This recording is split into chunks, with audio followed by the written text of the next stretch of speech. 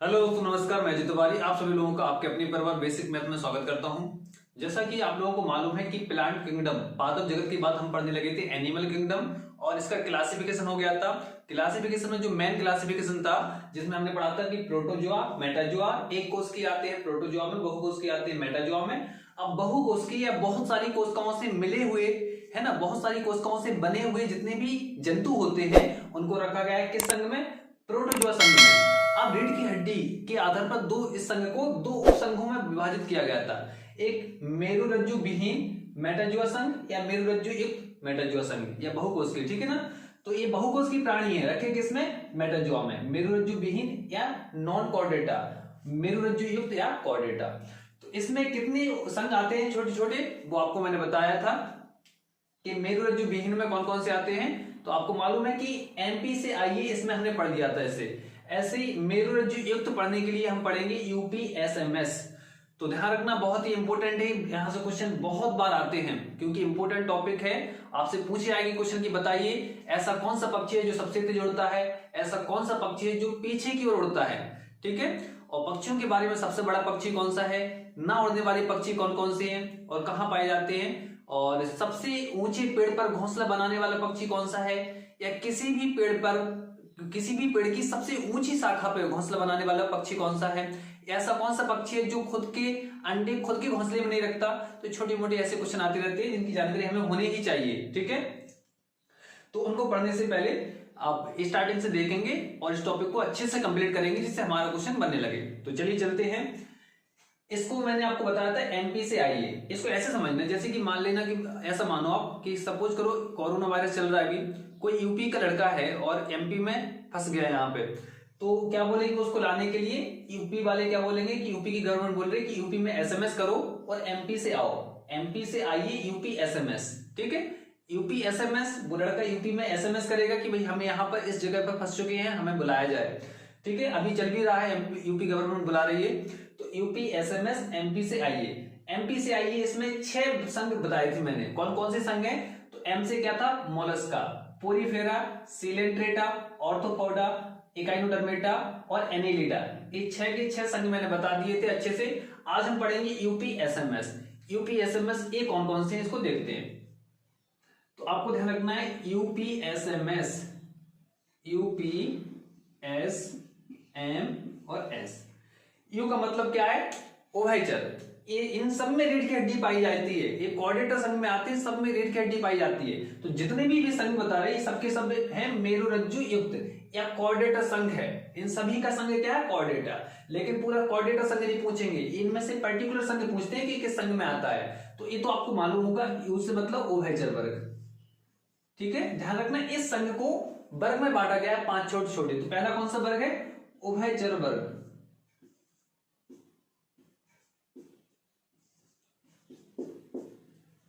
P से मतलब क्या होगा? तो पक्षी वर्ग, आपको मालूम है, दूसरा वाला भी। थर्ड एस एम एस, इससे आपको ध्यान रखना स्तनधारी, और इस एस से याद रखना सरीसृप, और एम से मतलब आपको याद रखना है मत्स्य वर्ग,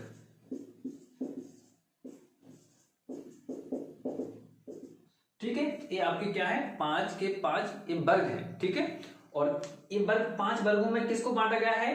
तो आप बोलोगे जो मेरुरज्जु युक्त है, जो वाला संघ था जिसको हम बोलते थे कशेरुकीय या कॉर्डेटा, उसको अलग अलग छोटे छोटे 5 वर्गों में विभाजित किया गया है। और इन सभी 5 वर्ग के जितने भी जंतु हैं, चाहे वो पक्षी हो, चाहे मछलियां हो मत्स्य वर्ग की, या फिर स्तनधारी हो, उभयचर हो, या फिर सरीसृप हो, सभी में बहुत सारी कोशिकाओं से बने रहते हैं और रीढ़ की हड्डी पाई जाती है। ये भी बहुत सारी कोशिकाओं से बने हुए थे लेकिन इनमें रीढ़ की हड्डी नहीं पाई जा रही थी, मेरुरज्जु विहीन, ठीक है। और इनमें बहुत सारी कोशिकाओं से भी बने हैं और रीढ़ की हड्डी भी पाई जाती है। और इसमें आते हैं मेरुरज्जु युक्त या बोलेंगे कॉर्डेटा या कशेरुकीय। तो ये 5 के 5 वर्ग आपको याद होने ही चाहिए, ठीक है। और मुझे मालूम है आपको याद हो चुके होंगे, ठीक है। UP SMS.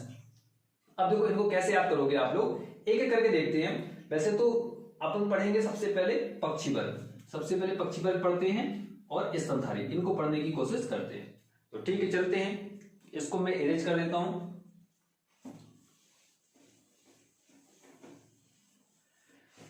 तो तो बताओ पक्षी वर्ग के बारे में आपको क्या क्या मालूम है। सबसे पहले पढ़ते हैं पक्षी वर्ग।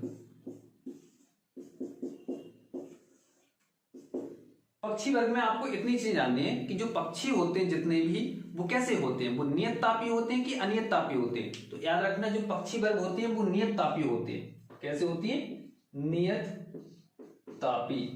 और नियत तापी का मतलब होता है वार्म ब्लडेड। इनका ब्लड कैसा होता है, वार्म ब्लड, गर्म खून वाले होते हैं। तो ध्यान रखना कोल्ड ब्लडेड मत समझना, ये उल्टा होता है। सरीसृप जो होते हैं जिनको हम बोलते हैं रेप्टाइल्स, जो सरीसृप होते हैं वो कोल्ड ब्लडेड होते हैं, उनका रक्त कैसा होता है, ठंडा होता है ना। और जिसको हम बोलेंगे अनियत तापी, हिंदी में बोलेंगे सरीसृप। जब पढ़ेंगे हम तो यहां से कंफ्यूजन होती है, गलत होता है क्वेश्चन।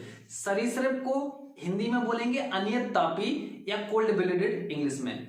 और जो पक्षी वर्ग है इसमें नियत तापी या वार्म ब्लडेड। और जो मानव होते हैं स्तनधारी, जब हम पढ़ेंगे तो जितने भी स्तनधारी होते हैं, मानव अकेले नहीं, स्तनधारी सारे, ठीक है। तो जितने भी स्तनधारी हैं वो होते हैं समतापी, ठीक है, वो समतापी होते हैं, ना तो नियत तापी होते हैं ना अनियत तापी, वो होते हैं समतापी।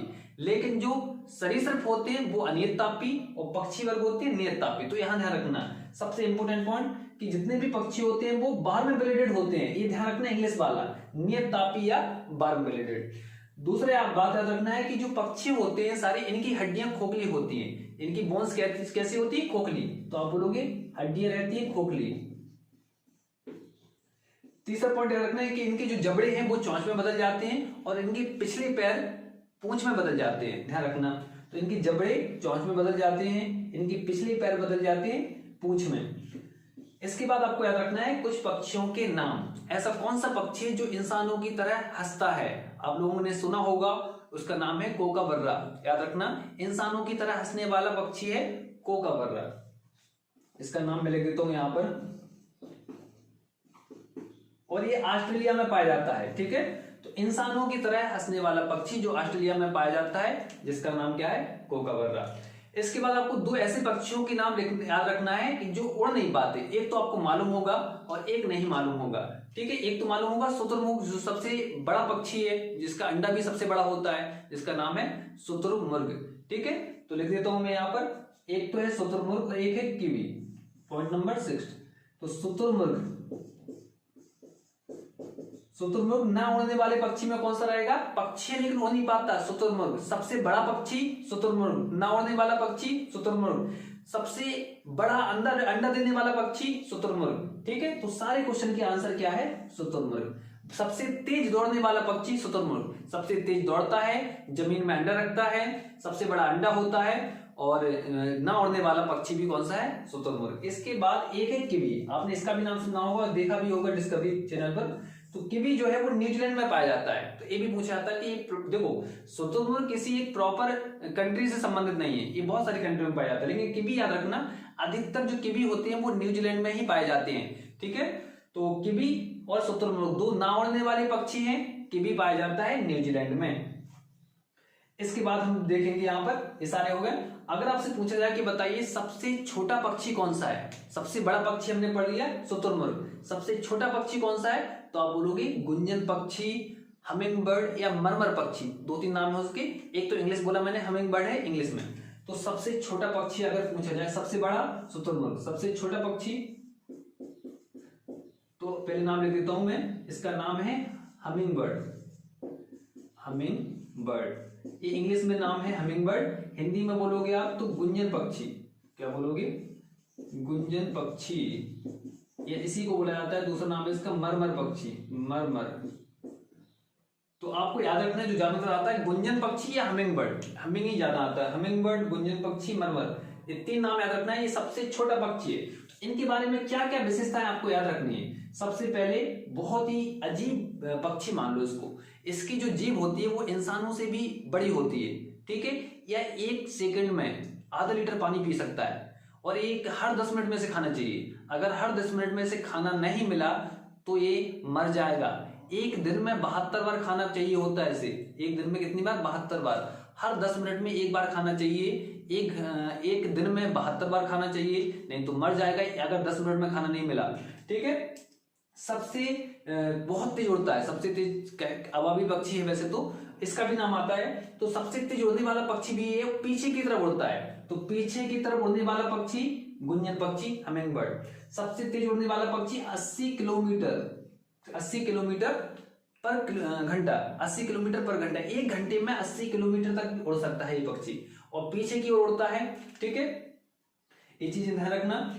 और जिसका नाम है हमिंग बर्ड, गुंजन पक्षी या मरमर पक्षी। सबसे छोटा भी है, तेज रफ्तार से उड़ता है, इसलिए इसको स्विफ्ट भी कहा गया है। स्विफ्ट का कार का नाम जो है वो इसी के नाम से दिया गया है। ठीक है, तो याद रखना बहुत ही इंपॉर्टेंट पक्षी है ये, इसके बारे में बहुत सारे क्वेश्चन पूछे जाते हैं। तो सबसे इंपॉर्टेंट क्वेश्चन ध्यान रखना है कि सबसे छोटा पक्षी यही है, सबसे छोटा पक्षी और पीछे की ओर उड़ने वाला पक्षी। ठीक है, 2। इसके बाद आपको पढ़ना है एक और पक्षी जिसका नाम है अबाबिल। तो इससे भी ज्यादा रफ्तार से उड़ता है। तो सबसे तेज उड़ने वाला पक्षी आप बोलोगे उसका नाम है अबाबिल। याद रखना, क्या नाम है उसका? अबाबिल। तो बहुत ही इंपॉर्टेंट है, इसको प्राकृतिक हेलीकॉप्टर के नाम से भी जाना जाता है। तो सबसे तेज उड़ने वाला पक्षी आप बोलोगे अबाबिल, जिसे प्राकृतिक हेलीकॉप्टर के नाम से जाना जाता है। ठीक है, और सबसे छोटा पक्षी हमिंग बर्ड, और सबसे बड़ा पक्षी शुतुरमुर्ग। ना उड़ने वाले पक्षी तो आप बोलोगे एक तो है ना उड़ने वाले पक्षी में शुतुरमुर्ग, और एक है किवी, और एक और है एमू। अभी याद आ गया मुझे, एमू भी एक ना उड़ने वाला पक्षी है जो ऑस्ट्रेलिया में पाया जाता है। किवी कहाँ पाया जाता है? न्यूजीलैंड में, और एमू ऑस्ट्रेलिया में। तो ये भी याद रखना, एमू भी एक ऐसा पक्षी ना उड़ने वाला पक्षी है। तो 3 याद रखना है, किवी, एमू, शुतुरमुर्ग, ना उड़ने वाले पक्षी। सबसे तेज दौड़ने वाला पक्षी कौन सा है? तो शुतुरमुर्ग। ठीक है, इसके बाद आपको याद रखना है एक चमगादड़ को। जो चमगादड़ होता है वो एक पक्षी नहीं है, वो क्या है? स्तनधारी में आता है। तो बहुत ही इंपॉर्टेंट ये भी क्वेश्चन है, पूछे जाते हैं इनमें से कौन सा पक्षी नहीं है? तो चमगादड़ एक पक्षी नहीं है, उड़ता जरूर है, पंख भी होते हैं, लेकिन हर पंख हो जिसमें और उड़ने वाली चीज पक्षी नहीं होती है, याद रखना आप। ठीक है, तो चमगादड़ क्या है? एक स्तनधारी है, एक पक्षी नहीं है। ठीक है, पक्षी वर्ग में नहीं आता है। तो ये हो गए, हमिंग बर्ड हो गया, अबाबिल हो गया, और ये। इसके बाद आपको याद रखना है मोर के बारे में, क्योंकि मोर भी कैसा है? हमारा राष्ट्रीय पक्षी है, इंपोर्टेंट है ये। तो मोर भारत का क्या है? राष्ट्रीय पक्षी है, और मोर को का जो वैज्ञानिक नाम है वो इंपोर्टेंट हो जाता है, इसलिए इसका नाम है पावो क्रिस्टिटस। पाव जो होता है खाने वाला, उसको मोर से कनेक्ट कर लेना कैसे भी करके, तभी याद होगा, नहीं भूल जाओगे कि मोर पाव खाना पसंद करते हैं। तो आप बोलो कि मोर का वैज्ञानिक नाम है पावो क्रिस्टिटस। क्या है? पावो क्रिस्टिटस। बस इतना याद रखना आपको। ठीक है, ये सारे हो गए। इसके बाद जितने भी पक्षी होते हैं उनका जो हर्ष होता है, जो हृदय होता है, वो 4 कोष्ठीय होता है। इनमें मूत्राशय नहीं पाया जाता है, और ये श्वसन की क्रिया करते हैं वो फेफड़ों से ही करते हैं, जैसे मानव करता ना फेफड़ों से, वैसे ही। तो आप बोलोगे जो पक्षी है वो श्वसन की क्रिया कहां से करते हैं? तो आपका आंसर रहेगा जो पक्षी श्वसन की क्रिया करते हैं वो करते हैं फेफड़ों से। ठीक है, किससे करते हैं? फेफड़ों से। इनका हृदय कितने कोष्ठीय होता है? तो आप बोलोगे जितने भी पक्षी हैं संसार में उन सभी का जो हर्ष होता है, हृदय होता है, वो 4 कोष्ठीय होता है। नेक्स्ट पॉइंट, इनमें मूत्राशय नहीं पाया जाता है। ठीक है, इनमें मूत्राशय नहीं पाया जाता है। इतनी चीजें आपको याद रखना है, सारे के सारे इंपोर्टेंट यहां से क्वेश्चन बनते रहते हैं। ठीक है,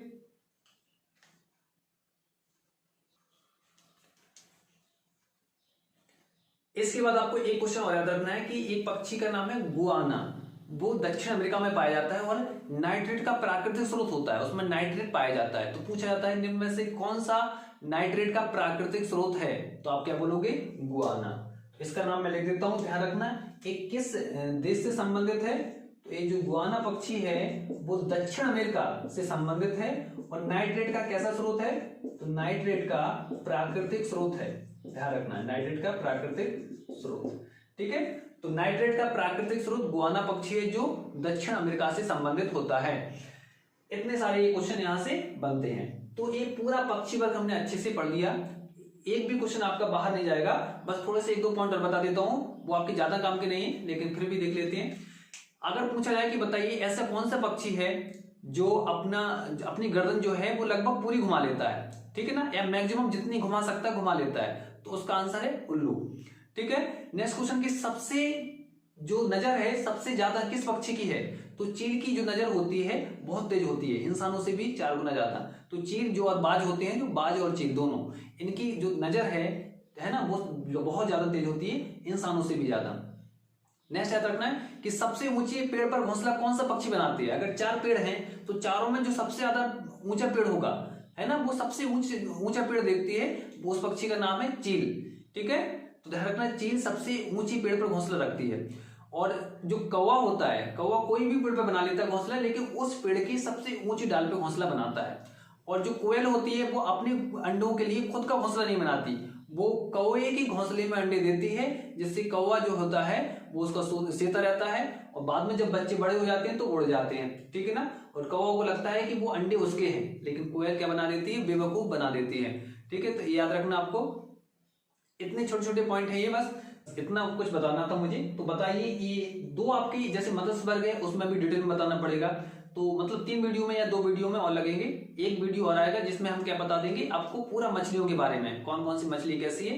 तो मत्स्य वर्ग कंप्लीट हो जाएगा और स्तनधारी कंप्लीट हो जाएगा, और 2 बच्चे तो एक में कंप्लीट हो जाएंगे। ठीक है ना, तो कोशिश करूंगा इसके बाद एक ही वीडियो आए, क्योंकि वो ज्यादा बड़े नहीं है, ये थोड़ा सा इसके बारे में डिटेल में बताना था। तो thank you for watching video. यदि आपको वीडियो अच्छा लगा तो चैनल को सब्सक्राइब कीजिए, वीडियो को लाइक और शेयर कीजिए, और बताइए कि कैसा लगा ये वीडियो।